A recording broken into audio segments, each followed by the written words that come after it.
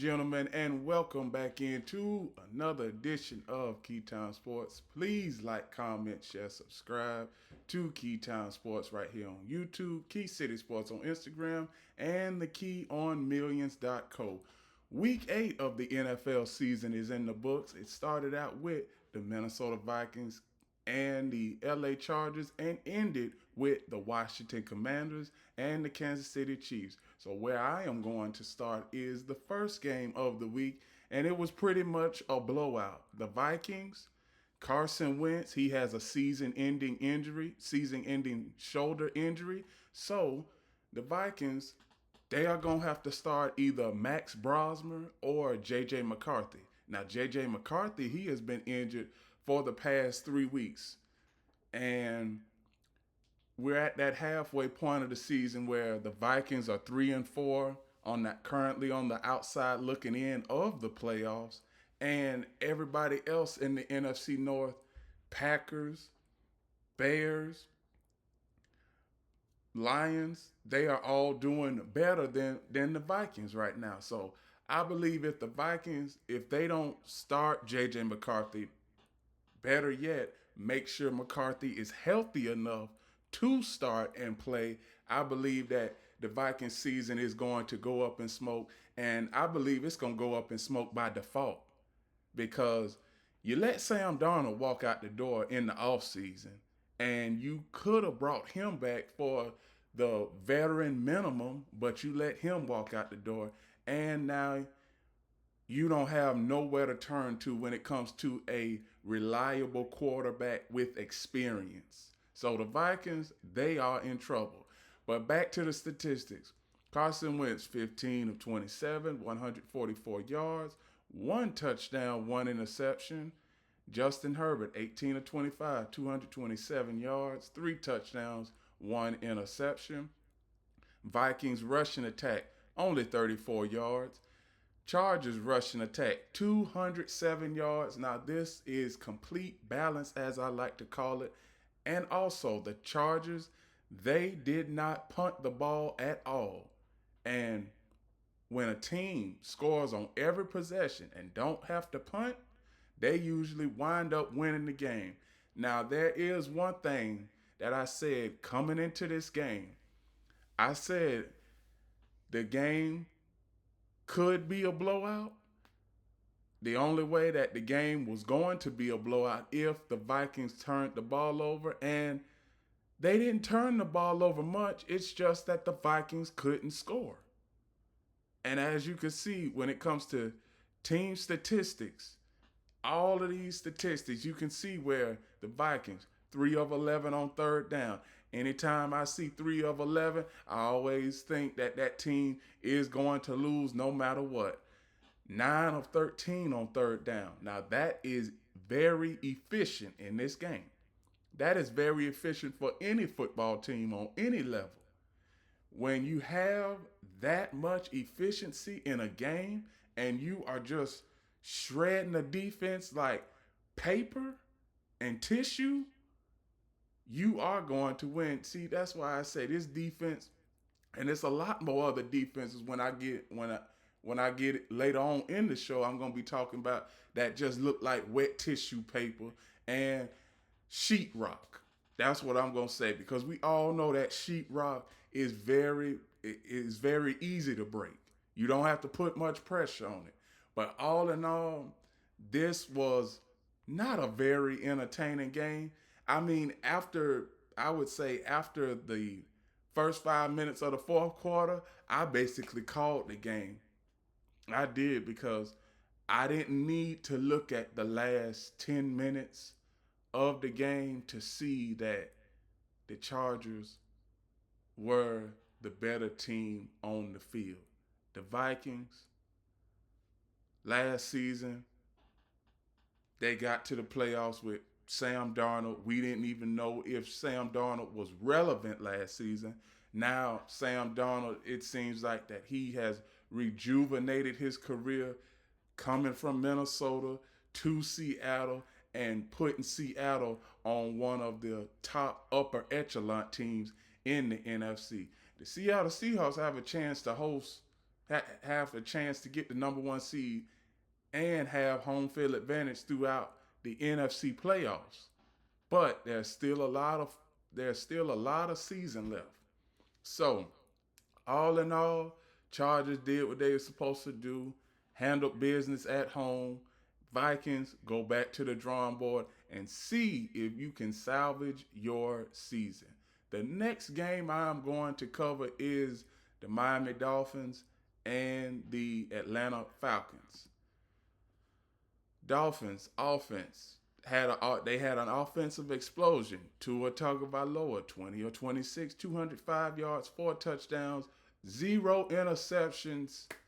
First game in the last 5 games where Tua hasn't thrown an interception. So that's great for him. And I believe that this is maybe the best game when it comes to their offense throughout the entirety of this season. Because they haven't scored 30 points at all this season before this game. And credit, they were playing the Atlanta Falcons. So I'm not going to take too much away from this game because the Dolphins are 2-6 and they still got Buffalo. They still got the Patriots they have to play. And they have a few more tough teams to end the season with. So Dolphins, hey, this is a good diamond in the rough win, but you're not gonna go very far. And as I say, the season is already over. As far as playoff picture concerned, Dolphins they have a 1% chance at making the playoffs, even if they win all of their games, their remaining games. They are gonna have to need 4 teams, no, 5 teams to lose at least 2 of their remaining 8 games, at least 2. And that is a whole lot of tic tac toe that they are going to have to hope for. But rushing attack for the Miami Dolphins, 141 yards, cracked over 100 yards. The Falcons rushing attack, only 45. Receiving, everybody had a good receiving day on the Falcons, and everybody had a good receiving day for the Miami Dolphins. But when I look at the Miami Dolphins, we all know that weeks ago that their season was over. But reportedly, what Stephen Ross is doing, he is going to do assessments of the coaching staff at the end of the season. And me, I would say that I like that. I like that plan. I like that plan because why would I fire a head coach midway point of the season when I know that my team isn't going anywhere for the playoffs? And why promote one of my coaches that's on the coaching staff to interim and have to pay him the interim salary? See, that's why I say everybody doesn't know the interim coach, he gets paid a salary when he is in that role too. So I like what Stephen Ross is doing. The Dolphins this season was pretty much cooked after the first game. You had a players only meeting, and then you have Mike McDaniel. He just gives, man, Mike McDaniel, I like him as an offensive coordinator, but as far as, holding a conversation or, holding an interview or press conference, he gives these long, drawn out answers that at times, don't even sound intelligent. They just sound like a bunch of blah, blah, and just the term word salad. Just a bunch of word salad when it comes to Mike McDaniel talking about how good the team is, and with everything that's going on. So the Dolphins, we don't even need to talk about them anymore this season, but by default, I know I'm going to have to cover them for the next 2 or 3 weeks. So I am not going to talk about that game no more. There are no more winless teams in the NFL. The New York Jets go into Cincinnati and get their first win of the season and the first win of the Aaron Glenn era in New York. Justin Fields, 21 of 32, 244 yards, one touchdown, zero interceptions. Joe Flacco, 21 of 34, 223, 100 yards, two touchdowns, zero interceptions. Rushing attack for the Cincinnati Bengals, 181 yards. Rushing attack for the New York Jets, 254 yards. One thing I can say, New York Jets, they showed a different style of play in this game. Now, what I saw on tape after this game, Jets, they can win with Justin Fields if he can consistently. And I am a big Justin Fields fan. Justin Fields, I love you, man. I love you. Justin Fields, if Justin Fields can have a complete game like this, and he can do this on a consistent basis. Now, we all know that Justin Fields is capable of doing this, but I'm going to go to the offensive line in this case because quarterbacks got to have time to throw. And before the Bengals game on Sunday, Justin Fields didn't have any time to throw at all. He didn't. So, receiving core for the Jets, they had a good game. Also, Aaron Glenn, I didn't agree with going for that 2-point conversion, but they got it. They came back down the field, scored a touchdown, won the game. But that defense, I got to give credit where credit is due. That defense stepped up in the last few seconds of the game, and they held the Cincinnati Bengals to a fourth down stop. Now, the Jets, I believe the Jets, they are going to start playing spoiler to some of these top teams because the Jets' remaining schedule, I'm not going to say that I can see them winning any of these games, but they can give some teams a very, very tough outing.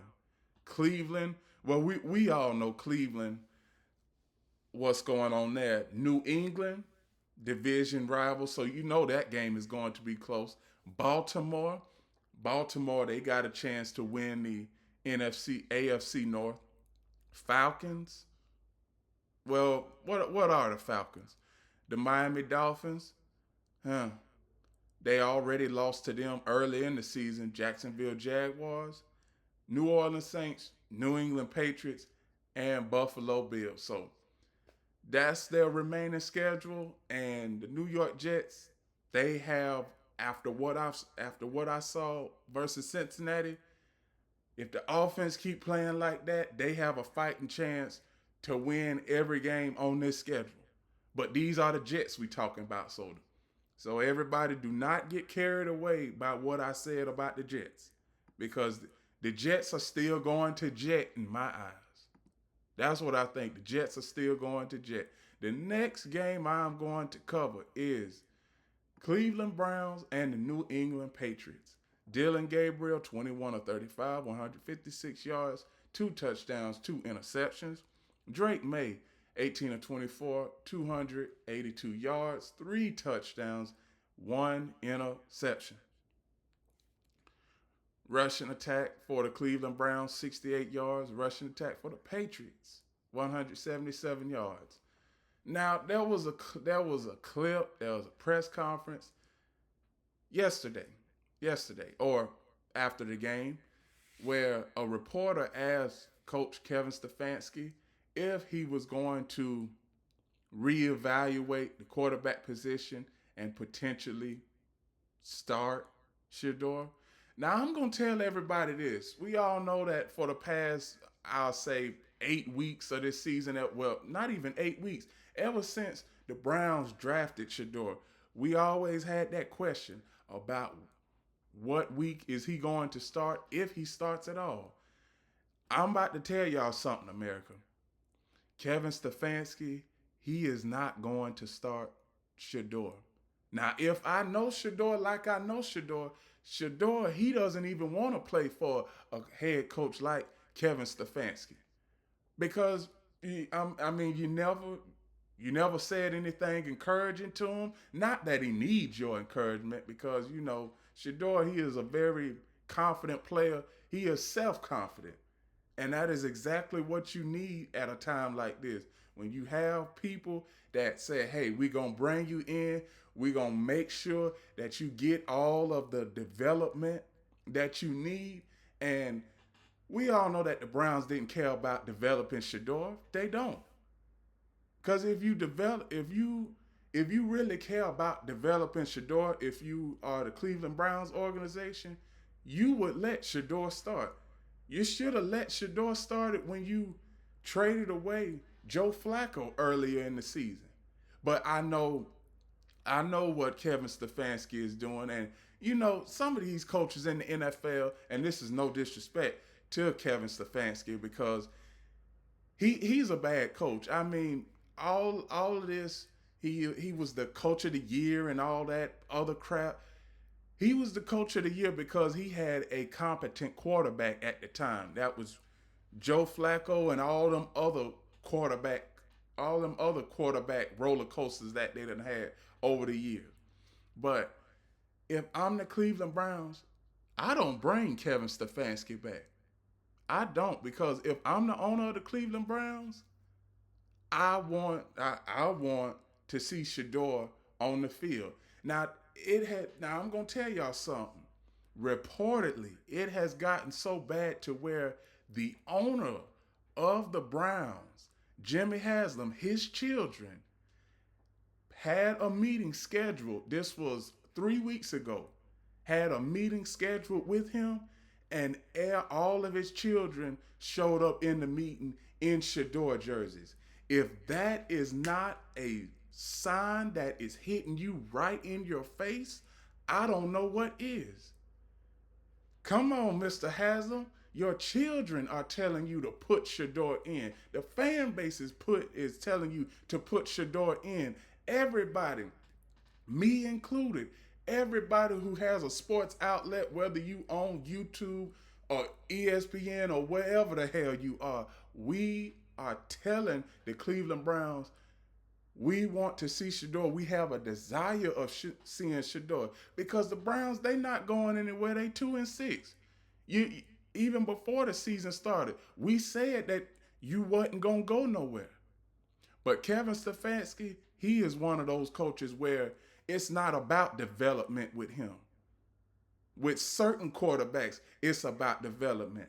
Now, I'm going to go off the rails a little bit here, but we all know that Kevin Stefanski is setting Shador Sanders up for sabotage in his career. And I don't want to hear all of this. You know what? I'm going to just go ahead and say it. I don't want to hear all of this bullshit about nepotism because Kevin Stefanski, he hasn't given Shador a fair opportunity. He hasn't. And I believe what is going to happen is either Jimmy Haslam is going to have to fire Kevin Stefanski in order for Shador to play for the Browns, or the Browns are going to have to trade Shador by default. Now, Shador, he has that prime equity clause, so anytime the Browns think about trading him, they are going to have to pay him more money to trade him because with that prime equity clause. Now, the one thing about Kevin Stefanski is he is a good offensive coordinator, but he is a bad head coach. I don't want to hear nothing about the 2 awards that he got for Coach of the Year because that's done. That's done.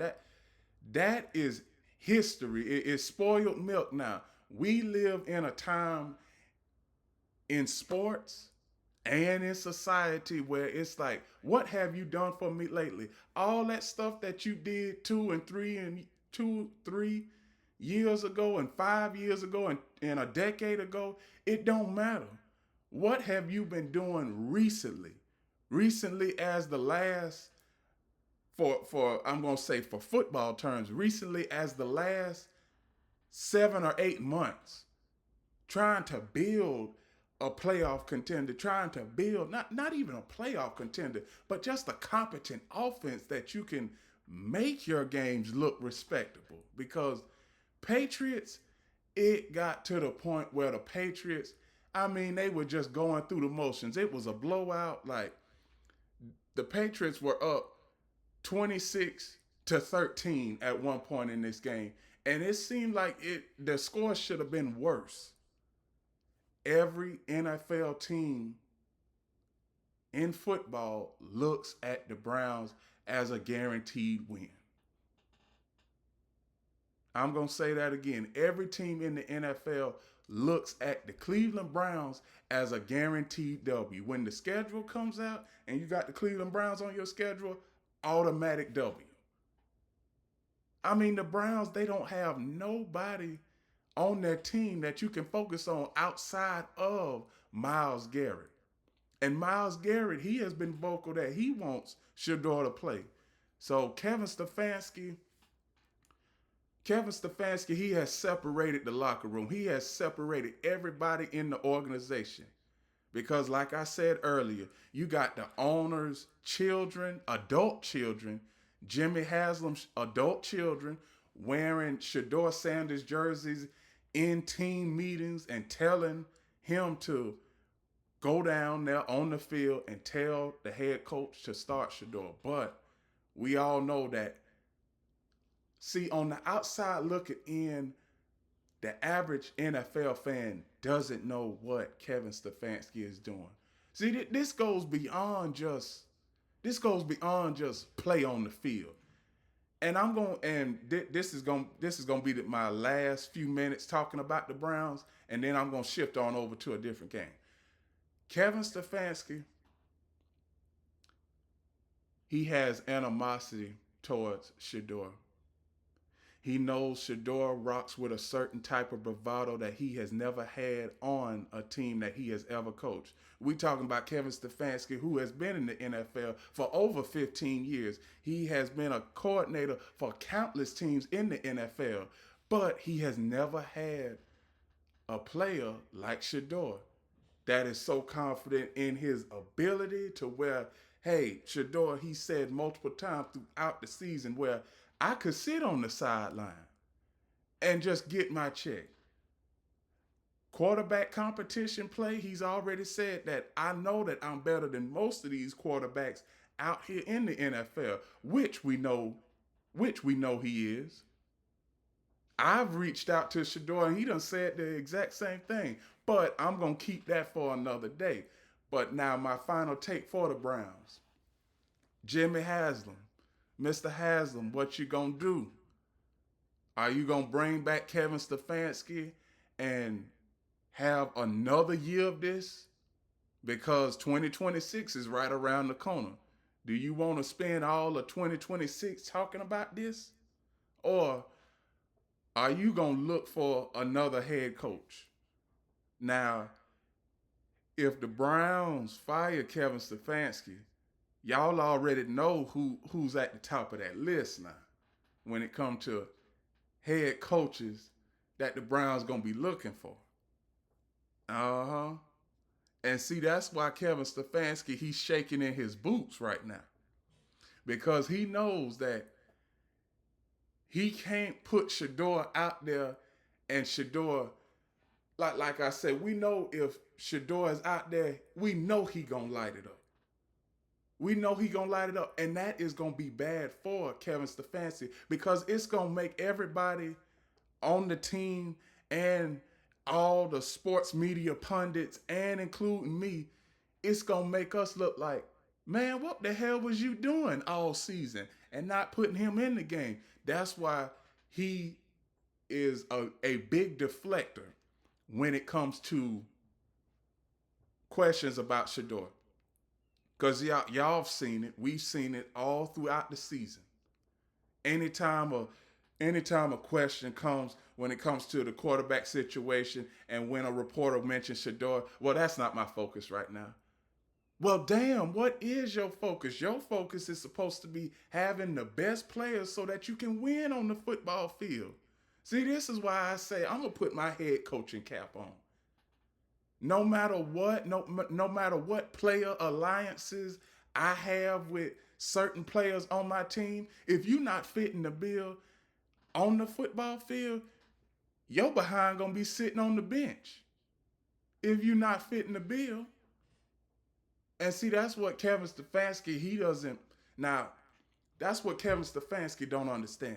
Now Kevin Stefanski he doesn't have that type of voice when it comes to, oh, I could dictate when it comes to this roster, or I could tell the owner how I'm feeling. No, because we all know that Jimmy Haslam, he is going to fire Kevin Stefanski sooner rather than later.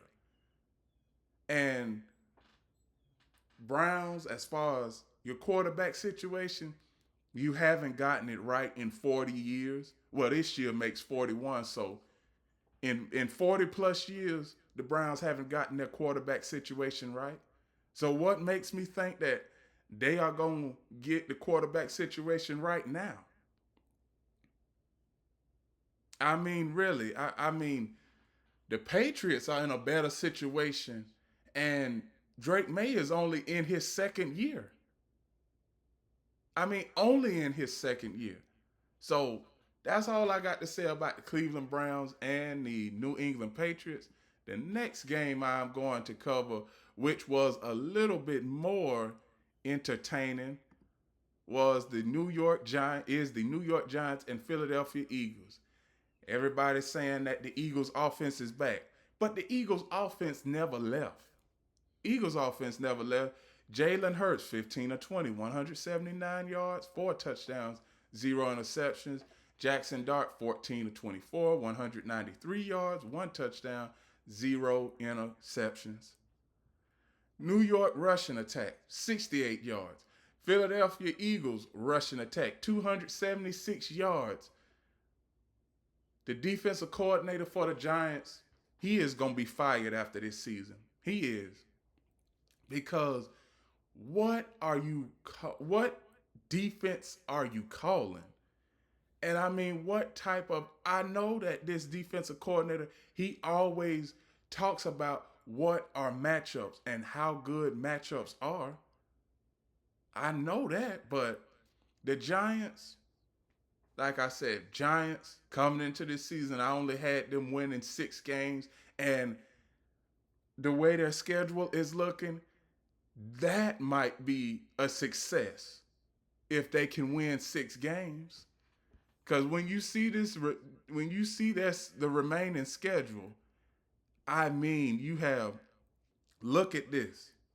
I mean, their next 5 games are tough. San Francisco, Chicago, Green Bay, Detroit, and New England. 3 of your next 5 are on the road against top-notch competition and teams who are likely going to the playoffs. So the Giants season has been poached. It's been done for.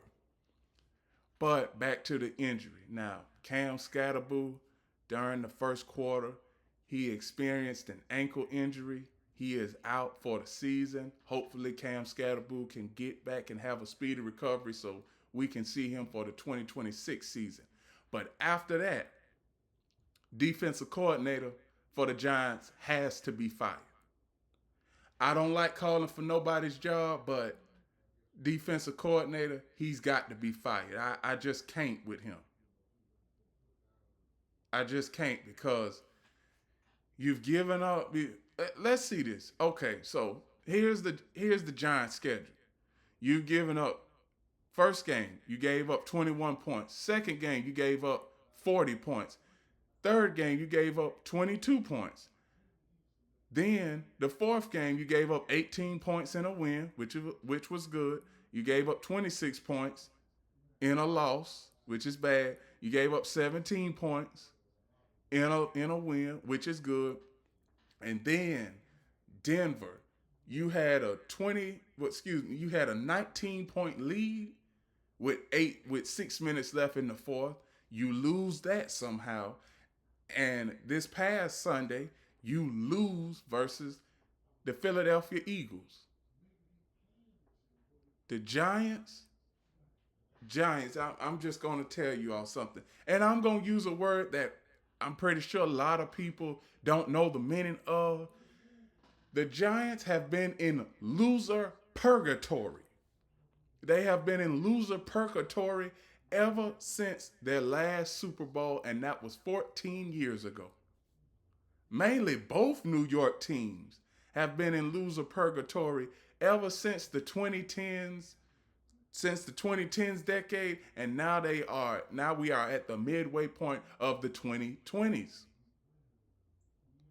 And like I said, when it comes to the Giants, organizational overhaul has got to happen some way, somehow, because I mean, it's like every season, and it's like every season when it comes to the Giants. By the end of October, the Giants season is already over. It's been like that every season, with the exception of 2022. That's what it is. That's what it has been. And not to rub, not to throw this in anybody's face when it comes to the Giants. You got rid of Daniel Jones and you thought that he was trash, but he's dominating in Indianapolis right now and's got the best record by default in the NFL right now at 7-1. So the Giants, they need to do something. The Eagles, 6-2. Everybody keeps on saying the offense is struggling. Well, the offense was struggling last year with the Eagles. And look where they got. They got to the playoffs and they won the Super Bowl. So, like I said, and it's one thing, I'm going to say this before I go to the next game. When it comes to the Eagles, you don't want to be playing your best football in September and October. You want to be playing your best football after Christmas and after the new year, going into the playoffs. That's when you want to be playing your best football. You don't want to be playing your best football early in the season or at the midway point of the season. In a few weeks, teams are going to be gearing up for that playoff run. So this is around the time where you want to get all of your ducks in a row, get everybody that is your key people. You want to get your key people back when it comes to getting ready for the playoffs. So that's all I have to say for the New York Giants and Philadelphia Eagles. The next game, which was a blowout, I'm not going to stay on this game too much. The Buffalo Bills and Carolina Panthers. This game was over after the second quarter. Josh Allen, 12 of 19, 163 yards, one touchdown, zero interceptions. Andy Dalton, 16 of 24, 175 yards, zero touchdowns, one interception. And the interception he threw in the second quarter, that was just terrible. It was. It really was. It was just terrible. Rushing attack for the Bills cracked over 200 yards for the first time in 6 years. Rushing attack for the Panthers, only 114 yards.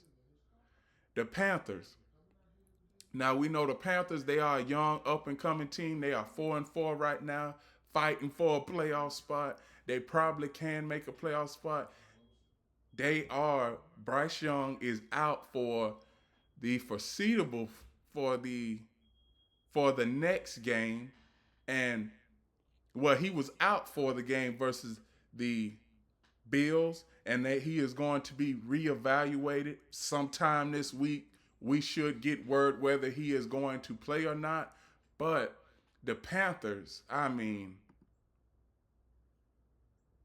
Panthers didn't do too well at home, and most of the games that they've won this year, their record 4-4, most of their games have come from being at home.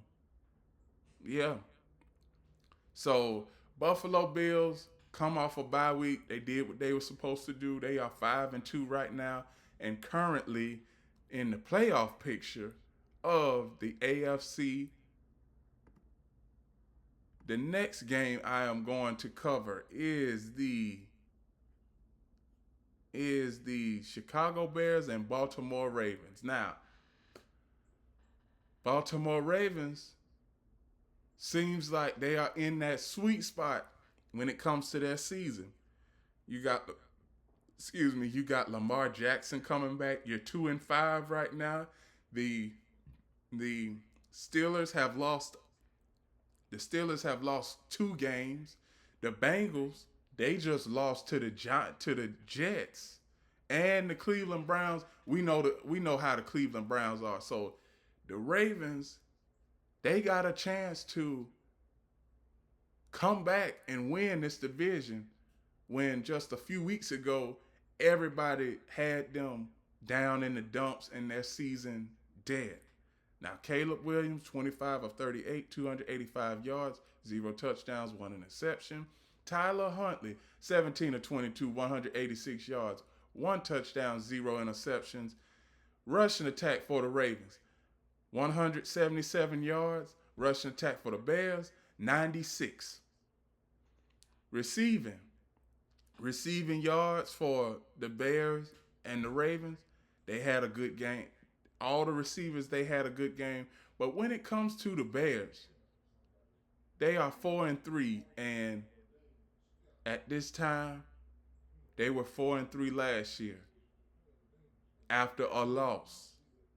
Now, are the Chicago Bears? I hope the Chicago Bears aren't about to head down a losing slide. I just hope that. Because when you see their remaining schedule and you see how, I'm going to say how anemic their offense was versus Baltimore, you see where they're on a bye week this coming week. Well, they have the Bengals this coming week, the Giants, Minnesota, Steelers, Philadelphia, and here's their remaining schedule: Cleveland, Green Bay twice, San Francisco, and Detroit at the end of the season. So the Chicago Bears, after that, after that, what I saw on Sunday, if they're trying to make it to the playoffs, they're going to have to consistently have offensive outputs like they had early in the season. Like I said, you are in today's time, you lose NFL games when you don't score at least 30 points. That is the time in sports where we are at right now. A good point, a good amount of points to score is 30 points. And your defense, having a good defense, now you don't have to have a lockdown defense because every team in the NFL don't have lockdown defenses. But you got to have a decent defense. You do. You got to have a decent defense.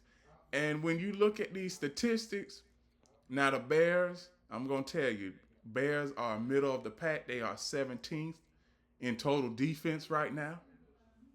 And when you see these statistics, when it comes to third down efficiency, they had better third down efficiency than the Ravens, but the Ravens had more big plays than the Bears. That's the reason why they lost. And the Ravens, they scored off of those big plays too. So the Bears, 4-3 right now. The Ravens, 2-5, but they have a fighting chance to win the AFC North. Next game I'm going to cover is the San Francisco 49ers and the Houston Texans. Now the Texans, I am not surprised that the Texans won this game. I picked the 49ers to win this game, though. C.J. Stroud, 30 of 39, 318 yards, 2 touchdowns, 1 interception. Mac Jones, 19 of 32, 193 yards, 2 touchdowns, 1 interception. Rushing attack for the 49ers, 48 yards. Rushing attack for the Texans, 157 yards.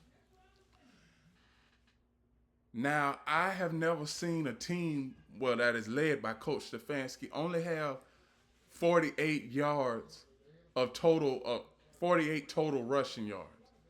Now, the Texans, they had a good defensive game plan because McCaffrey didn't take over the game. He only had 8 carries, 25 yards. On top of that, the wide receivers and the tight ends for the 49ers didn't have a good game. The Texans, average offense at best. They did what they were supposed to do. They're 3-4. They still have a fighting chance at making the playoffs. But they are going to have to need some teams to lose coming down the stretch in order for them to make it to the playoffs. And as far as team statistics for this game, this was one of the most, I'm going to say, average games when it comes to week 8. When it comes to week 8, do you see third down efficiency when it comes to the 49ers? 3 of 9. Third down efficiency for the Texans, 9 of 16. Very efficient. Big plays in this game. Plays. The Texans had 75 total plays in this game. 44 total plays for the 49ers. So the defense was tired. Playing 75 plays, that is a lot of plays. And that's part of the reason why C.J. Stroud had so much time, because defense was wore out. Defense was wore out, and the 49ers do have injuries all over the board. So, congratulations to the Texans on getting your third win of the season. 3-4, have a fighting chance in the race, AFC playoff race. The next game I'm going to cover is the Tampa Bay Buccaneers versus the New Orleans Saints. Baker Mayfield, 15 of 24, 152 yards, 0 touchdowns, 0 interceptions. Spencer Rattler, 15 of 21, 136 yards, 0 touchdowns, 1 interception. Tyler South, 17 of 30, 128 yards, 0 touchdowns, 1 interception. Tampa Bay rushing attack, 88 yards. New Orleans rushing attack, 48 yards. So nobody could really dominate in the rushing game. Nobody could really dominate in the passing game. But this was a defensive game for most people that watched this game. Now, at the start of the fourth quarter, I stopped watching this game because we had more entertaining games. So I basically just monitored this game, and I knew that the New Orleans Saints didn't have a chance at winning this game. And as you can see, when it comes to team statistics, it's not really much to talk about because we knew that the Buccaneers were going to win this game outright, even though that they didn't have a good day on third down. They were 3 of 13 on third down, but the Saints couldn't score. And that is why the Buccaneers won this game, because they had 5 3-and-outs in this game. And that is bad. That is terrible. If you want to find a way to lose a game, have 5 consecutive 3-and-outs, and you are on your way. Now, the next game I'm going to cover is the Dallas Cowboys and the Denver Broncos. I know everybody is waiting for me to talk about this game, so I'm going to talk about it. Dallas Cowboys, defensively, I don't know what to take away from this. I just don't. I don't know what to take away from this, because you have 1 week where you have competency, where you're defensively competent to stop teams, and then the next week you give up 35 and 40 points. Now, I don't know what Jerry is thinking about when it comes to trying to, have trying to bring in defensive playmakers for this defense. But I don't care how many first round draft picks, second round draft picks, third round draft picks you have. This defense is just bad on all cylinders. And I'm gonna tell y'all something. I'm gonna give y'all a few historical stats when it comes to defenses. Now, the 86 defense when it comes to the New York Giants, that was a bad defense. They gave the New York Giants 1986 defense gave up over 500 points this season. That season. This season, the Cowboys have already allowed over 250 points. The Cowboys are on pace to allow, and I was doing calculations. The Cowboys defense is on pace to allow over 700 points this season. I don't want to hear anybody say, "Oh, we got to fire Eberflus. We got to get somebody else in that." No. You just don't have the personnel.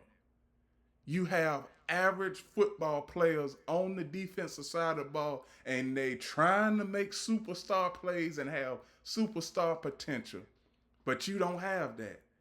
Jerry, Mr. Jones, I keep putting in my verbal application. I'm trying to help you, Jerry. Stephen A. wants to help you. Michael Irvin wants to help you. The Cowboys fan base wants to help you because it has been 30 years.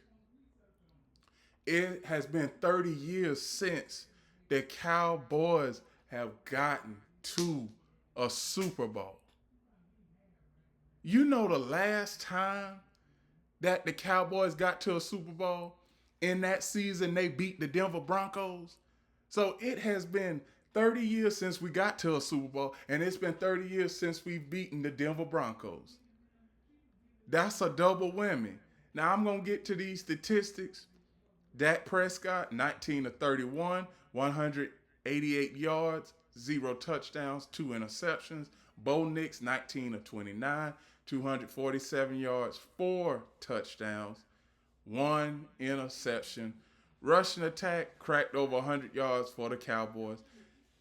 Denver Broncos, 179 yards on the ground. Team statistics for this game. Those are the team statistics. Total plays in this game, 68 for the Cowboys, and total plays for the Broncos, 57. I don't know what to think about the Cowboys right now. Defensively, we can't put the defense in mind-boggling situations. We can't. Dak Prescott, at that point, he's at the point now where he has to play perfect. Every possession, the Cowboys got to get a touchdown. A field goal won't do. And it's bad to say that. It's bad for an offense to keep going forward on fourth down because you don't have confidence in your defense. Now, I don't want to hear after the Cardinals game and the Raiders game, if the Cowboys somehow win those two games and be 5-4-1. I don't want to hear that the Cowboys, they still have a chance at making the playoffs because that defense, I am not confident in that defense. They are on pace to be the worst defense in NFL history. They are. So that's all I got to say about the Cowboys and the Broncos game. The next game I'm going to cover is Tennessee Titans and the Indianapolis Colts. Indianapolis Colts, they keep their dominant mojo at home. They are 7-1. They have won 5 games at home. Most of their games are at home. Road team, they are not a good road team so far this season. Cam Ward, 22 of 38, 259 yards, 1 touchdown, 1 interception. Daniel Jones, 21 of 29, 227 yards, 3 touchdowns, 0 interceptions. Rushing attack for the Titans, 113 yards. Rushing attack for the Colts, 164 yards. Receiving pretty much the same. Now the Colts in this situation. Colts have the best record in the NFL, but I am not going to take. I'm gonna just take the Colts record with a grain of salt, like I've been doing, because quality wins, and I'm not gonna say legitimate. I'm gonna say legitimate wins for the Colts is the Chargers and the Broncos. Right. So it's like when it comes to the Colts, I don't see the Colts as a team that can have a deep playoff run. Now maybe I'm wrong. Maybe I'm wrong because the Colts they've played lower teams. They played the Cardinals. They played Miami. They played teams like that. They played the Raiders and other teams like that. They've played those teams. So the Colts, they are not going to have teams that play on their so-called level until we get later on in the season. But this game, Colts did what they were supposed to do. I'm not going to go into a deep analyzation of this. The next game I'm going to cover, Green Bay Packers and the Pittsburgh Steelers. Jordan Love, 29 of 37, 360 yards, 3 touchdowns, 0 interceptions. Aaron Rodgers, 24 of 36, 219 yards, 2 touchdowns, 0 interceptions. Rushing attack, 94 yards for the Packers, 93 yards for the Steelers.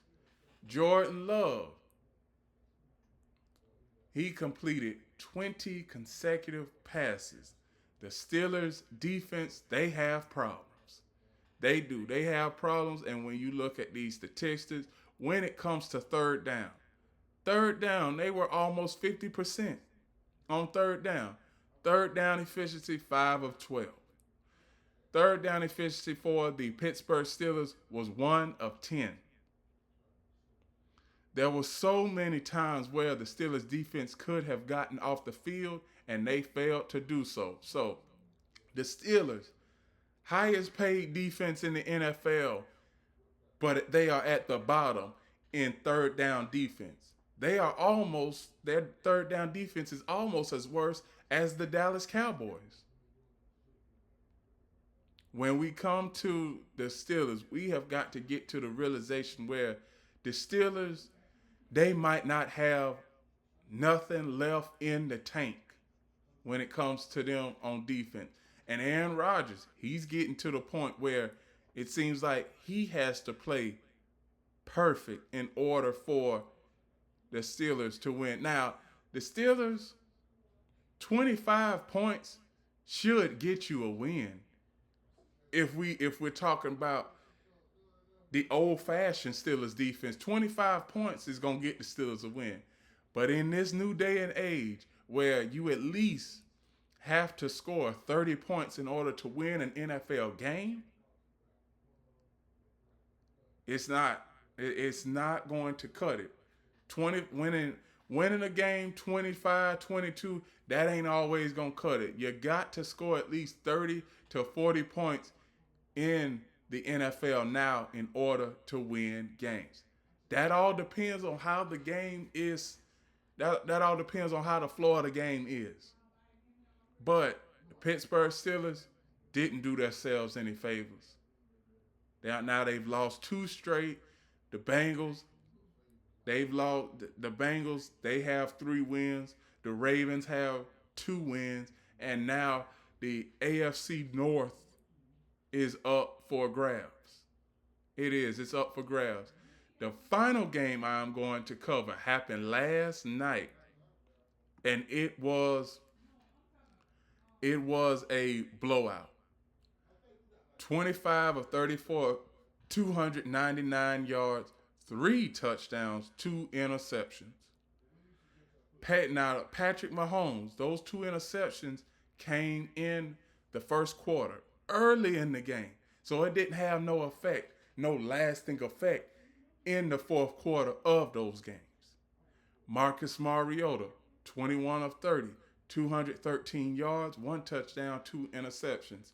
Now I want to get back to this so-called, are the Chiefs back? Have the Chiefs lost their fastball? The Chiefs haven't lost their fastball. The Chiefs haven't gone anywhere. Haven't gone anywhere. The Chiefs are 5-3. The Colts are 7-1. The Chiefs and the Colts, they play later on in the season. Now, one thing that I can say is I see the Colts losing a couple of games down the stretch. Now, if the Colts lose a couple games down the stretch, that pretty much opens the door for the Chiefs to get that number 1 seed. Because we don't know what we're going to see from the Buffalo Bills. We got Keon Coleman, Khalil Shakir, and Dalton Kincaid to worry about with the Buffalo Bills. But how long are the Buffalo Bills just going to focus on those 3 guys? The Chiefs, if I'm the Chiefs, I'm sitting back right now and I'm happy because we starting to get our offensive mojo back. As far as the running game, the Chiefs are starting to get that running game back. They had over 100 yards, 148 yards. Rushing attack for the Washington Commanders was 60. And on top of that, you got you got Patrick Mahomes. You got Patrick Mahomes who had a good showing outside of the 2 interceptions.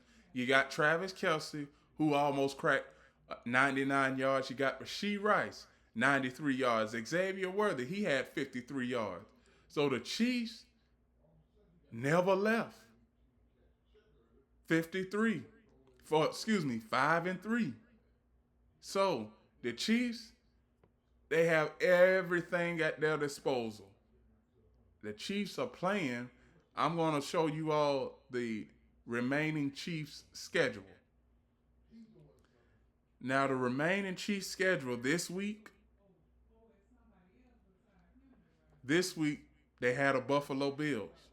Now, we all know that the Buffalo Bills during the regular season are able to win over the Chiefs. I'm not going to give my prediction for this game, but Buffalo Bills offense, even though that they scored 40 points, the versatility of their offense outside of James Cook, Dalton Kincaid, Khalil Shakir, Keon Coleman, and Josh Allen, who else do they have? That's only 5 people that gears their offense up. Who has that? I mean, Buffalo, they are going to have to find some other players when it comes to keeping their offense, generating points. Because if you neutralize all of the players on the Buffalo Bills offense that I just said, you got the Buffalo Bills offense. You do. So these are the statistics for this game. Third down efficiency for the Washington Commanders, 7 of 12. Chiefs, 4 of 10 on third down, but They were able to make some big plays and score touchdowns off of those big plays, and that's the reason why this game was the way it was. Now, before I end the show, I'm going to show you all the current playoff picture for both the AFC and the NFC. Hold on a little bit. Let me refresh it. So, Super Bowl 60 will be in San Francisco Bay Area, Santa Clara, and here are the teams when it comes to playoff picture. Here is the Colts and Packers at 1. And look,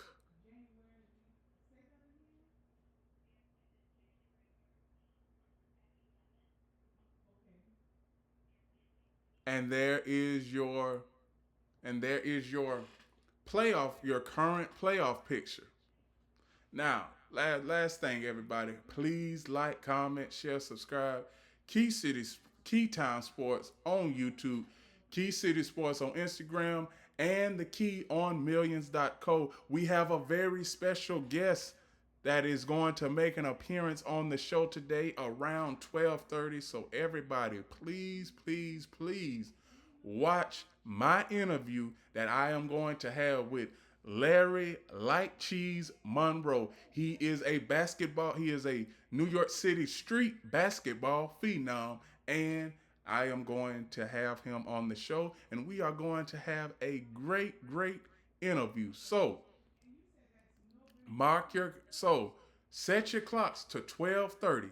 It is 10 o'clock right now. So what I am going to do, get off of this show and get ready for my interview. So remember, everybody, please like, comment, share, subscribe. Key City Sports right here on YT. Keytime Sports right here on YT. Key City Sports on IG, and the Key on Millions.co. Please like, comment, share, subscribe to all my platforms. And remember, everybody, one last thing, the Key is always on time.